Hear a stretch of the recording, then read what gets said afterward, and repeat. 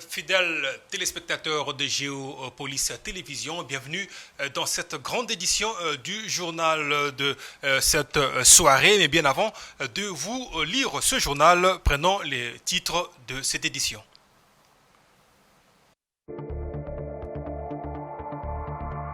National de médecins s'est dit prêt à reprendre le travail. C'était à l'issue de l'échange avec le Premier ministre.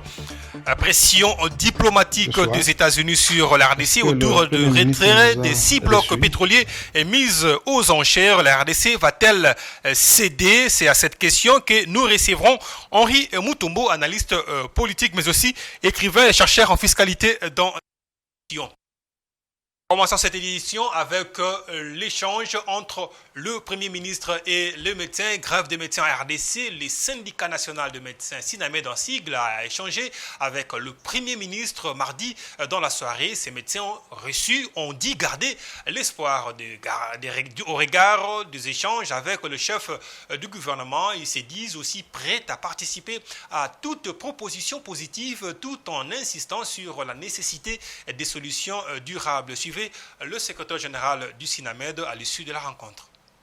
Bien, ce que nous pouvons dire à l'opinion, particulièrement aux médecins ce soir, est-ce que le Premier ministre nous a reçus pour nous écouter les quelques points de divergence qu'il y a encore jusqu'aujourd'hui, mais surtout nous faire part du désir du gouvernement à pouvoir rencontrer nos attentes très rapidement. Les médecins doivent toujours avoir de l'espoir. Et nous, en tant que responsables d'un grand syndicat, nous pouvons transmettre cet espoir-là. Et nous pensons que cette fois-ci, l'espoir ne sera pas déçu. Les attentes sont nombreuses, comme on le sait. Le gouvernement a des multitudes de problèmes à résoudre. Je pense que du fait que le Premier ministre nous ait reçus, c'est-à-dire que nos revendications occupent une place importante auprès de lui en tant que Premier ministre, mais je pense aussi auprès du gouvernement. Les résultats probants qui vont donner satisfaction aux médecins, nous allons participer. Nous l'avons dit clairement que nous n'allons pas faire la politique de la chaise vide. Mais nous voulons qu'il y ait des solutions durables. Et je pense qu'à entendre le Premier ministre, ces solutions-là sont prêtes à être trouvées. J'aimerais bien entendre votre avis, Henri Mutombo, par rapport à cet échange entre le médecin et le Premier ministre, quand on sait que cette grève a perduré et les malades sont abandonnés dans les hôpitaux. Pensez-vous que c'est une bonne nouvelle? D'abord, merci pour cette invitation et merci également à vous, l'équipe des Géopolis. Félicitations pour cette télévision. Je vois le plateau, il est très beau. Alors, je voudrais tout de suite vous rencontrer par rapport à votre question. Quand le secrétaire général de SINAMED parlait, il y a un mot qui a retenu mon attention, c'est l'écoute. Alors, les dirigeants qui sont à l'écoute de leur peuple ou de ceux qui sont dans les différents secteurs de la vie nationale, il faut saluer ce sens d'écoute. Vous savez, ce gouvernement est dirigé par le Premier ministre Sama Lukonde, qui lui est également sous la direction du président de la République, qui est issu du moule socialiste. Donc le socialisme voudrait évidemment que ceux qui sont dans l'administration, notamment dans le secteur de la santé, soient entendus pour que la science qu'ils ont apprise pour soigner, pour traiter les hommes, qu'ils pratiquent leur métier sans embâge, sans aucun atermoiement et sans cette grogne sociale qui a pris place depuis quelques mois, 2 mois notamment, au sein de leur corporation. Alors, le fait d'avoir été reçu par le Premier ministre, c'est une très bonne chose. Et je crois que par les négociations, par le dialogue, parce que c'est le dialogue social qui se met en place, ça va permettre qu'il y ait un aboutissement, qui est évidemment une entente qui va permettre que les médecins soient rencontrés dans leurs préoccupations et que le gouvernement également fasse preuve de responsabilité face à ces médecins qui sont engagés par l'État congolais, qui ont droit au salaire, qui ont droit à l'amélioration des conditions de travail. Donc c'est une démarche que nous saluons et je félicite évidemment le Premier ministre, mais que ça ne s'arrête pas au niveau de dialogue ou de l'écoute, mais que ça puisse aller jusqu'à l'atteinte des objectifs les objectifs pour lesquels ils ont rencontré le Premier ministre, et je crois qu'ils ont besoin d'avoir quand même un standard, si vous voulez, un standing qui correspond à ce qu'ils sont en tant que médecins. Parce que ceux qui nous soignent doivent être bien traités. Vous savez, il y a un langage qu'on dit en médecine, que si je ne te soigne pas correctement, c'est que tu ne m'as pas donné les instruments qu'il faut. Donc, il faut que le gouvernement donne les instruments qu'il faut aux médecins, de telle enseigne que cette grève prenne fin pour que nos médecins repartent dans les hôpitaux pour soigner les malades. Parce qu'aujourd'hui, nous apprenons par les voies de médias qu'il y a des morts, des gens qui perdent leur vie. Pourquoi? Parce que la grève et la durée, les médecins n'ont pas été entendus, leurs revendications n'ont pas été rencontrées. Alors là, j'encourage le gouvernement, comme je l'ai dit tout à l'heure, je récidive, de ne pas rester que à l'étape de l'écoute ou du dialogue, mais d'aller rencontrer le médecin. On ne demande pas, je ne pense pas que les médecins demandent que le gouvernement les rencontre sur tout le plan, ou les rencontre à 100% de ce qu'ils demandent. Donc, mais de faire de sorte que, palier par palier, que cette grogne sociale qui est dans la corporation médicale puisse estomper. Grogne sociale, revendication, mais pensez-vous que l'amélioration aussi des conditions de leurs prestations, par exemple avec le gouvernement qui reconstruit pratiquement l'hôpital général, un peu partout, il y a des reconstructions des bâtiments qui servent aux hôpitaux, pensez-vous que cela rencontre aussi la demande des médecins? Mais évidemment, les médecins, qu'est-ce qu'ils demandent? Les médecins demandent d'avoir des infrastructures médicales qui leur permettent d'exercer aisément leur métier. Ils travaillent, qu'ils arrêtent de cumuler. S'il vous plaît? Qu'ils arrêtent aussi de cumuler. Plusieurs, 2-3 postes. Oui, mais c'est ça dans le dialogue. Donc, eux, ils présentent leur situation et le gouvernement présente également la sienne pour dire, écoutez, nous voulons bien vous rencontrer dans vos préoccupations, mais nous vous reprochons tel problème, tartampion, ainsi de suite, de telle sorte que par ce dialogue, que les deux parties puissent chacune des parties, rencontrer l'autre partie, de telle sorte que qu'ils puissent avancer, que le travail se passe de manière viable. Parce que vous savez, messieurs Mukuna, ici chez nous, vers les années 70-80, on a formé des grands médecins de l'Afrique centrale et d'autres pays de l'Afrique australe, ainsi de suite.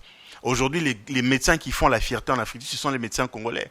Notre système médical était au top. C'était parmi les systèmes les plus, viables en Afrique notamment.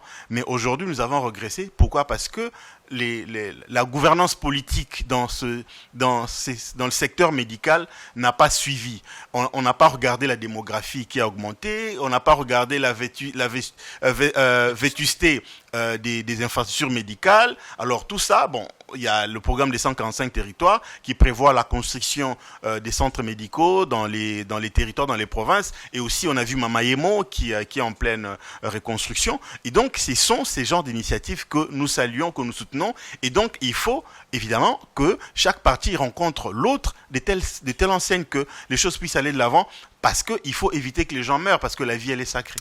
Merci Henri Mutombo. Je vais revenir à vous dans un autre sujet d'actualité. Continuons ce journal avec les activités du Premier ministre ou les préparatifs de 9e Jeux de la francophonie qui auront lieu à Kinshasa en 2023. Les autorités de la RDC tiennent à l'organisation de ce jeu dans le délai requis. Le Premier ministre, qui en est le chef du comité de pilotage, a effectué la visite de tous les sites qui abriteront les compétitions sportives et culturelles. C'était mardi. Il était accompagné d'une importante délégation gouvernementale. Fiston Leko.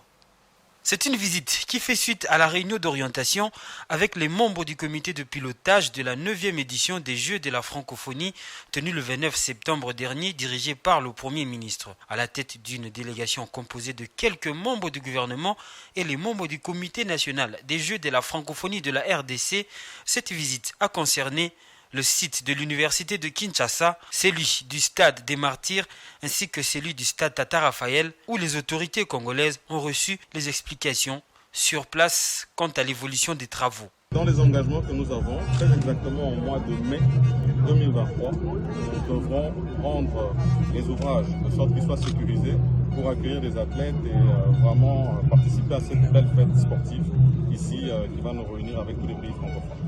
Et donc, à 8 mois de ce délai, nous estimons qu'il fallait faire une visite de terrain pour voir les différents sites qui sont concernés par ces Jeux, notamment l'université, ce qui concerne le village, mais aussi le stade de Tata Raphaël avec toutes les infrastructures sportives qui doivent accueillir le tennis de table, la lutte et les autres disciplines. Et nous voulons être prêts pour ce moment-là. Et donc aujourd'hui, nous nous rendons compte qu'il faut accompagner ces entrepreneurs, il faut faire un suivi régulier pour qu'on s'assure qu'à date, nous soyons prêts. Beaucoup de sites visités, des avancées constatées, des difficultés aussi rencontrées, mais nous allons nous y mettre pour pouvoir les rencontrer et être prêts. Merci. La tenue de ces Jeux à Kinshasa est déjà à son deuxième report. La date de 2021 a été repoussée pour cause de Covid-19. La deuxième date de 2022 l'était aussi suite au retard dans la disponibilité des infrastructures. Pour la date de 2023, le gouvernement y tient, malgré que le retard dans la partie infrastructure se constate encore, d'où le choix du site de l'université de Kinshasa va abriter le village de ces 9e Jeux. Quittons la primature pour un autre ministère, c'est celui de Mines, où la RDC a pris part du 3 au 4 octobre dernier au Forum africain sur l'exploitation minière axée sur l'industrie des batteries électriques à Addis Abeba en Éthiopie, au travers lesquels Kinshasa annonce la disponibilité du site pour la mise en œuvre de la zone économique spéciale. Enoch Issei. Axé sous les thèmes « La vision minière à l'heure de la transition énergétique verte et la numérisation », la RDC a pris part au deuxième forum africain de partage d'expériences sur l'exploitation minière, au travers lequel plusieurs recommandations ont été faites, une initiative saluée par la Commission économique des Nations Unies pour l'Afrique, CIA, précise le professeur Jean-Marc Kilolo, économiste à la CIA. La présence du ministre Paluku a été fortement apprécié. La RDC, à travers ce projet, est véritablement un fer de lance. Le prochain rendez-vous, ça serait le rendez-vous de Niamey, la semaine d'industrialisation organisée encore par l'Union africaine, donc au Niger, et il y aura un side event dédié justement à la chaîne de valeur des batteries électriques pour avoir l'adhésion du plus grand nombre de pays africains. Parce qu'il s'agit vraiment d'un projet qui est révolutionnaire et qui est appelé à changer la structure de nos économies africaines. Après ces forums africains, l'opérationnalisation de la zone économique spéciale transfrontalière où sera installée la première usine de fabrication des précurseurs de batteries électriques sera accélérée par le gouvernement congolais et la CIA, a souligné Ogi Bolanda, chargé des missions de l'Agence des zones économiques spéciales, AZES. Aujourd'hui, la RDC a déjà donné les sites. Déjà la semaine prochaine, il y a une mission de la CIA qui ira à Lubumbashi. Nous serons avec les ministres pour pouvoir visiter les sites qui a été mis à disposition et on va commencer les études de faisabilité. Au regard du projet panafricain de l'industrie des batteries électriques que pilote la République démocratique du Congo, il se tiendra du 20 au 25 novembre prochain à Niamey au Niger, un sommet sur l'industrialisation et la diversification économique de l'Union africaine sous les thèmes « Industrialiser l'Afrique », un engagement pour une industrialisation et une diversification économique inclusive et durable. Quittons le ministère de l'Industrie pour celui des hydrocarbures. La RDC va-t-elle retirer les 6 blocs pétroliers des zones dites protégées de la mise aux enchères récemment lancée? La question est au cœur d'un véritable ballet diplomatique autour des autorités congolaises. L'ancien secrétaire d'État John Kerry, venu pour la pré-COP 27, était aussi au centre de la manœuvre. Patrick Elonga. Du 6 au 18 novembre prochain en Égypte, la pré-COP tenue à Kinshasa s'est cristallisée sur l'épineuse question de la pauvreté qui touche une grande partie de la population. Le gouvernement congolais a même plaidé pour que le monde prenne une position commune sur les cas de force majeure qui justifieraient par exemple le fait que la RDC décide de lancer des appels d'offres pour l'exploitation des blocs pétroliers alors que le monde veut sortir des énergies fossiles. La question est au cœur des échanges entre les autorités congolaises et américaines depuis septembre. Il faut dire qu'après la mise aux enchères des 30 blocs pétroliers et gaziers, les organisations de protection de l'environnement se sont farouchement opposées au projet congolais. Plusieurs pays ont également émis des réserves, estimant que cette mise aux enchères allait porter atteinte à l'environnement, étant donné que certains de ces actifs pétroliers chevauchent, selon eux, sur des zones protégées. Le Congo doit-il retirer 6 blocs des 30 mis aux enchères? C'est le grand débat. Les autorités congolaises sont intransigeantes, assurant que le projet se fera dans le respect de l'environnement. Quant à l'ancien secrétaire d'État John Kerry, présent à Kinshasa, il s'est montré diplomate et prudent sur la question. C'est une initiative très importante pour nous parce que le bassin du Congo est vital, mais aussi parce que les Congolais ont besoin et méritent d'accéder au développement ainsi qu'à des emplois, a-t-il déclaré. Et c'est autour de cette question que nous recevons, déjà il a fait sa première intervention dans ce journal, Henri Mutombo, écrivain et chercheur en fiscalité. Je ne vous dirai plus le bienvenu parce que vous êtes déjà en plein dans ce journal. Ma première préoccupation, c'est de savoir est-ce que cette mise en vente de ces 6 blocs pétroliers que les Américains, les ONG sont en train de faire des va-et-vient pour que ces blocs soient retirés. La question est de savoir est-ce que la RDC est en droit de mettre ces blocs aux enchères? Oui, je réponds par l'affirmatif. Monsieur Mukuna, on ne peut pas nous mettre dans le contexte de la souveraineté limitée. D'abord, il faut rappeler que nous avons 165 millions d'hectares de forêt. La RDC, nous sommes le poumon, le premier poumon de la planète en ce qui concerne la préservation de la nature. Bien qu'on nous présente comme deuxième après l'Amazonie. L'Amazonie est plus vaste en termes de superficie. Mais en termes de fixation de carbone, nous sommes le premier parce que en hectares et par année, nous captons, la RDC fixe beaucoup plus de CO2. D'accord? Alors, notre richesse, aujourd'hui, on parle des blocs pétroliers. Avant, on ne parlait pas de ça. On parlait plus des diamants, de l'or et d'autres métaux que nous avons au Congo. Alors, aujourd'hui, avec l'arrivée au pouvoir du président Félix Tshisekedi, qui a fait la promesse de rendre son pays riche et prospère. Ça n'est pas seulement par le cobalt, ça n'est pas seulement par les diamants ou de l'or, mais c'est aussi par le pétrole que nous avons. C'est aussi par le gaz que nous avons chez nous. Donc on ne peut pas nous empêcher d'exploiter ces ressources importantes que nous avons pour pouvoir développer notre nation. Alors la contrepartie, elle est où? Depuis des années, on a parlé de la contrepartie, mais on ne la donne pas. On parle de 500 millions. Et même ces 500 millions, c'est pas des ressources financières qui vous sont données directement, j'allais dire. Mais c'est, comme vous le savez, ils viennent avec des capitaux, aide au développement, ainsi de suite. Mais ce sont leurs propres structures qui gèrent ces capitaux-là. Et vous ne restez qu'avec des miettes. Donc nous ne voulons pas de ça. Si on ne veut pas que nous puissions exploiter, nos ressources naturelles que nous avons, qu'on ne puisse pas exploiter dans le secteur pétrolier, qu'on donne les moyens qu'il faut, et en termes de milliards, et que ça ne soit pas des structures occidentales qui viennent gérer ces moyens. Il faut qu'on donne aux Congolais eux-mêmes qui savent et qui sauront comment affecter, dans quel poste budgétaire enverrait-il ces ressources financières pour le développement de notre nation. Vous savez, le Congo a la vocation du leadership africain.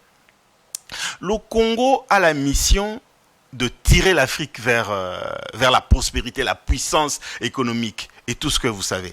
Mais c'est au travers de toutes ces richesses qu'on y arrivera. Comment va-t-on nous interdire d'exploiter ce qui est à nous?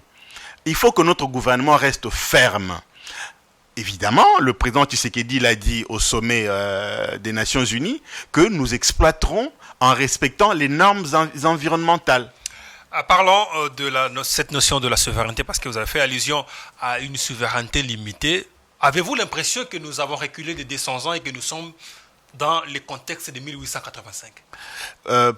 Pas tellement. Pas tellement. Nous n'avons pas beaucoup évolué, mais nous avons quand même fait un pas en avant. Parce que si vous regardez aujourd'hui, si vous permettez que je sorte un tout petit peu du contexte de la question que vous avez posée, aujourd'hui on parle de la lutte contre la corruption. Il y a une décennie ou 2 décennies passées, on n'en parlait pas. Ça veut dire que nous avons quand même avancé. Si vous regardez aujourd'hui, dans notre pays, on parle de la gratuité de l'enseignement. Par exemple, cette disposition constitutionnelle qui n'avait pas été appliquée avant l'arrivée de l'actuel régime.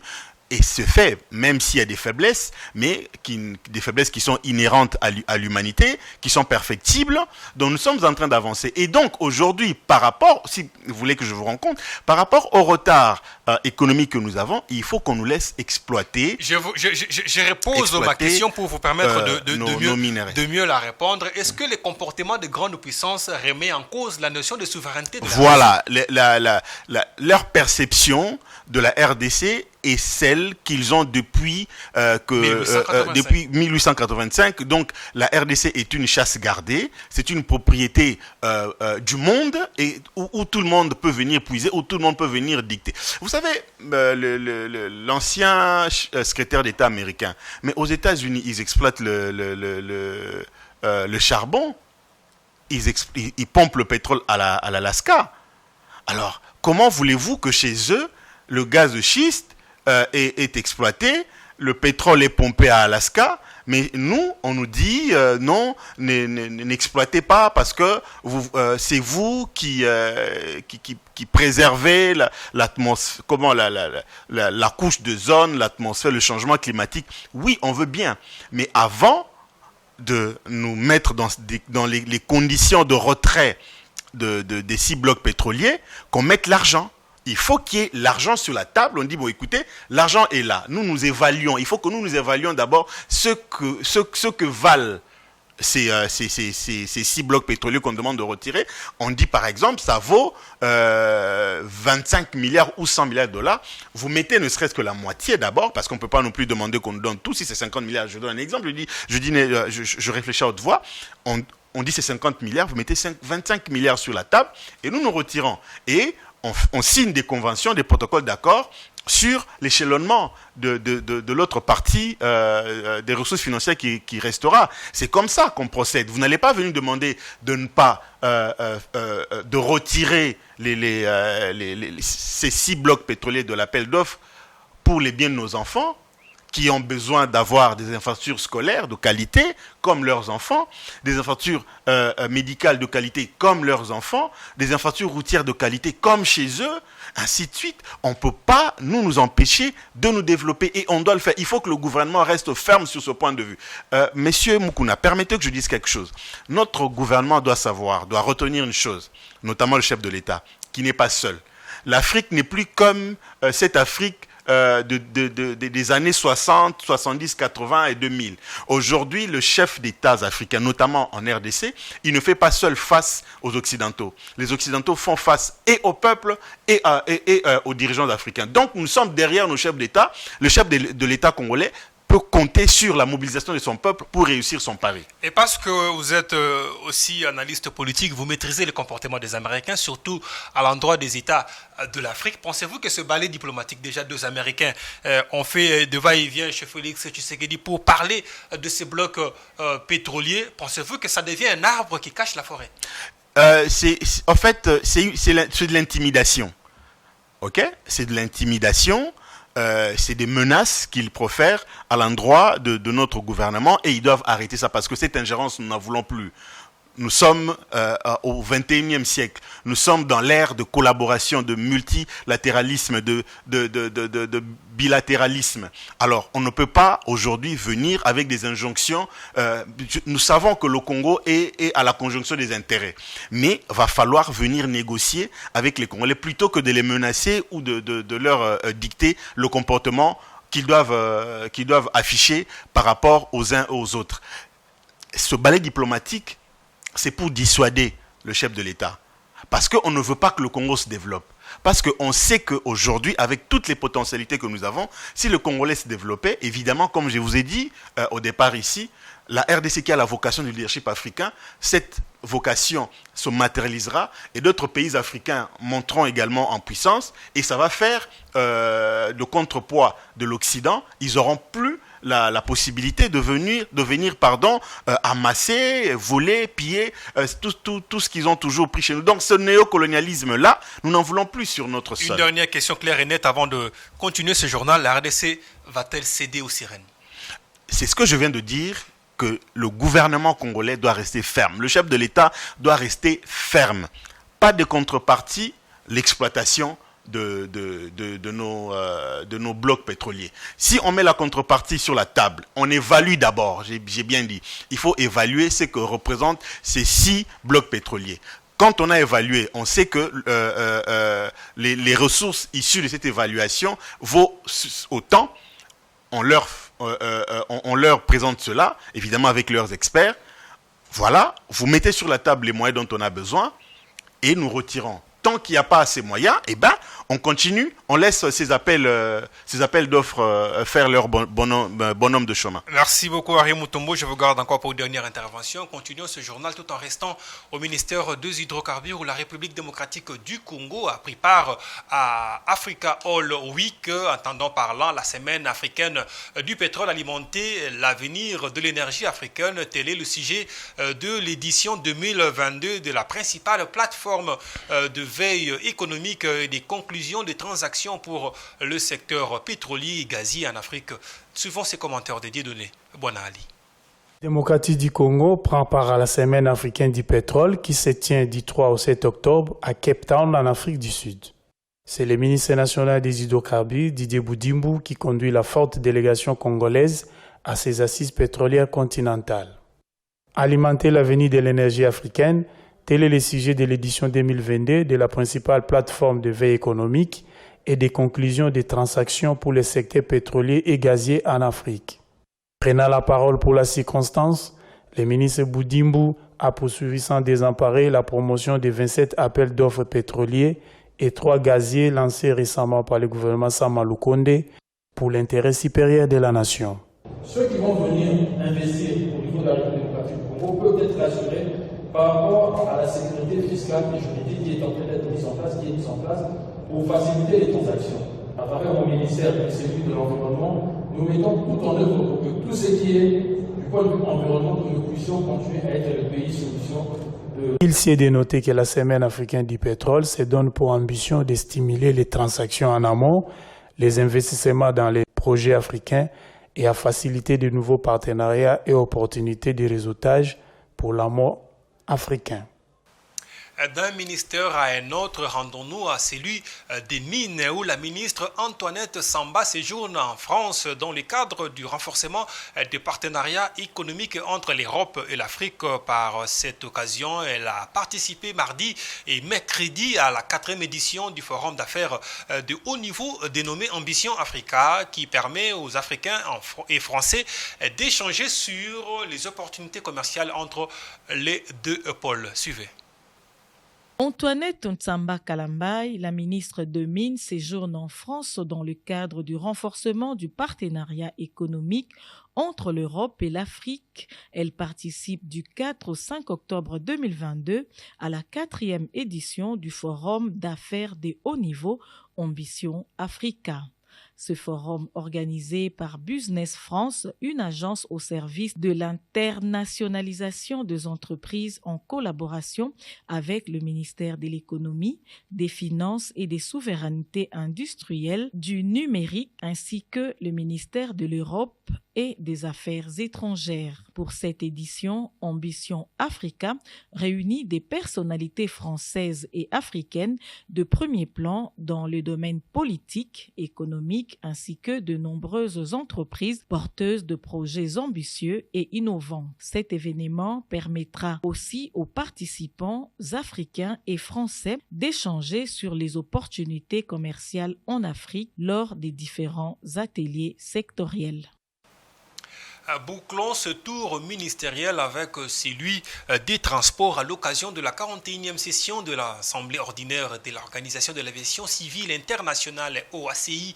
En sigle, le ministre Chéribert Okende, prenant la parole le 4 octobre, a indiqué que le gouvernement de la RDC déploie des efforts pour respecter les engagements envers l'OACI et ainsi promouvoir les normes et pratiques recommandées pour le développement de toute l'industrie de l'aviation civile dans sa globalité. Edouard Funda. Devant l'Assemblée de l'OACI, le ministre des Transports justifie les efforts de la RDC dans ces secteurs par la mise en place par le ministère des Transports du plan stratégique de désenclavement par la voie aérienne qui vise la consolidation de la législation aéronautique de base ainsi que la réhabilitation et modernisation des aéroports ainsi que leur certification. Évoquant à l'occasion le thème de la session qui est reconnecter le monde et promouvoir la lutte contre le changement climatique dans l'industrie aéronautique, le ministre des Transports a présenté la République démocratique du Congo comme pays solution dans la lutte contre le réchauffement climatique, le pays qui, à l'en croire, doit être placé au cœur de la stratégie mondiale et bénéficier de ses atouts pour promouvoir un développement économique et social pertinent.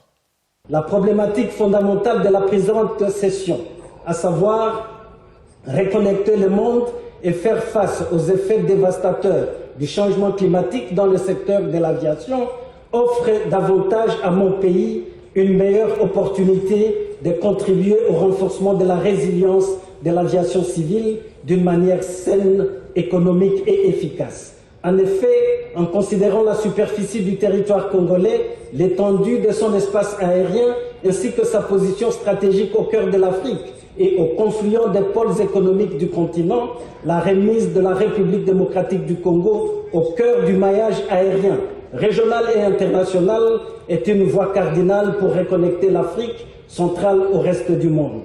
Par ailleurs, devant l'impérieuse nécessité reconnue par tous les États membres de l'OACI d'utiliser les batteries électriques dans l'industrie mondiale de l'aviation, d'importantes réserves de minerais stratégiques font de la République démocratique du Congo le pays solution à la crise climatique qui secoue l'humanité. Il est à noter que l'Assemblée de l'OACI est l'organe souverain de l'organisation. Elle se réunit au moins une fois tous les 3 ans et est convoquée par l'organe directeur qui est le Conseil. 193 États y sont membres et un grand nombre d'organisations internationales sont invitées à ces pourparlers qui établit la politique mondiale de l'organisation pour le prochain triennal. Rendons-nous cette fois-ci à la CENI. La Commission électorale nationale indépendante prévoit de faire participer des Congolais résidant à l'étranger dans le processus en cours pour les élections. Pour ce projet pilote, 5 pays sont concernés: l'Afrique du Sud, la Belgique, la France, le Canada et les États-Unis d'Amérique. C'est dans ce cadre que la CENI a lancé des missions de repérage des sites d'identification et d'enrôlement des électeurs dans les pays visé. Voldi Kenge.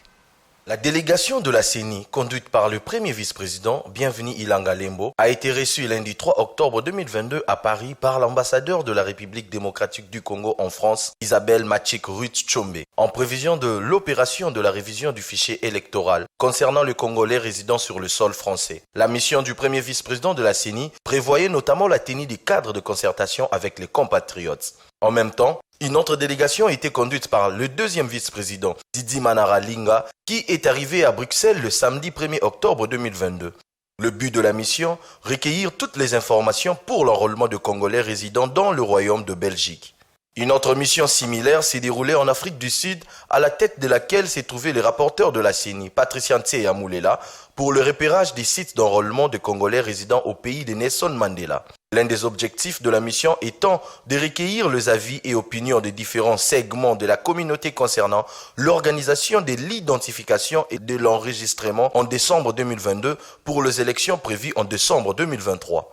Une autre mission conduite par la questeur adjointe Sylvie Birembano au pays de l'oncle Sam. Arrivés aux États-Unis le jeudi 22 septembre 2022, les membres de la mission de la CENI en terre américaine, conduits par la questeur adjointe Sylvie Birembano, s'étaient entretenus avec le premier conseiller d'ambassade Yves Bachonga, assurant l'intérim de l'ambassadeur Marie-Hélène Matei-Bo en déplacement de service à New York.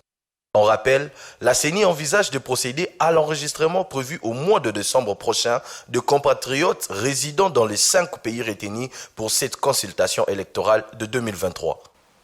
Je reviens à vous, Henri Mutombo, pour une intervention par rapport à cette actualité. Enfin, après 2 cycles des élections en République démocratique du Congo, les Congolais résidant à l'étranger vont participer aux élections. Quel est votre sentiment?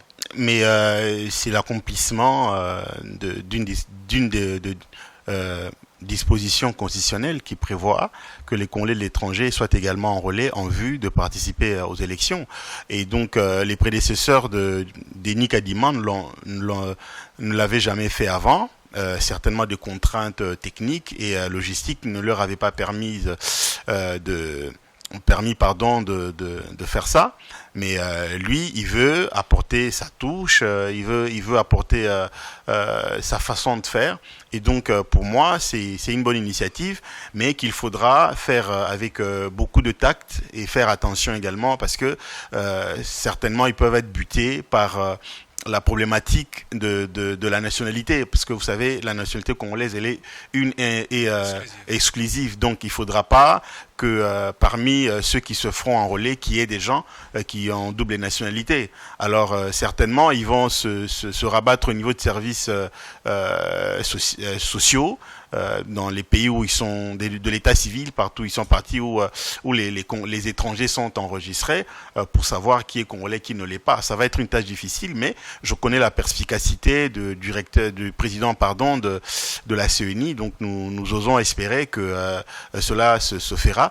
Pas facilement, mais ils vont arriver à atteindre leurs objectifs, parce que monsieur Denis Kadima veut évidemment que les élections soient structurantes, indépendantes, inclusives, ainsi de suite. Et donc c'est une très bonne chose, parce que vous savez, il y a une forte concentration de Congolais en France. Pour ne pas parler de Paris, en France, il y a beaucoup de Congolais. Le Congolais, c'est un peuple qui reste attaché à sa terre natale, bien que se trouvant à l'extérieur. Et c'est un peu comme John Locke dit, celui qui ne se souvient pas de son pays natal n'est pas devenu un homme. Donc je crois que c'est dans cette ambition de pouvoir se souvenir de notre pays et de participer à la marche démocratique de la RDC que les Congolais qui n'ont pas obtenu d'autres nationalités étrangères pourraient essentiellement participer à cet enrôlement en vue de donner de la voix lors des élections prochaines, présidentielles, législatives, nationales et provinciales certainement. Je ne sais pas comment ils vont structurer, mais c'est dans le but bien entendu de le faire participer à ces élections-là. Henri Mutombo, ça sera votre dernière intervention. Je vous dis merci d'avoir été l'invité du journal. Mais merci beaucoup et bonne chance à votre chaîne. J'ai vu que c'est la qualité dans le débat, dans l'échange, les journalistes, l'équipe que j'ai vue, le plateau, il est très beau. Donc je demande à tous ceux qui suivent ce média, ceux qui ne sont pas encore venus, je vois que c'est un média économique, des annonceurs, je leur fais appel de venir à Géopolis, et je salue en passant votre directeur général, Monsieur Willy Kalengai. Je sens sa discipline, je sens sa perspicacité, son sens élevé dans la qualité de travail. Et donc, bonne chance à vous.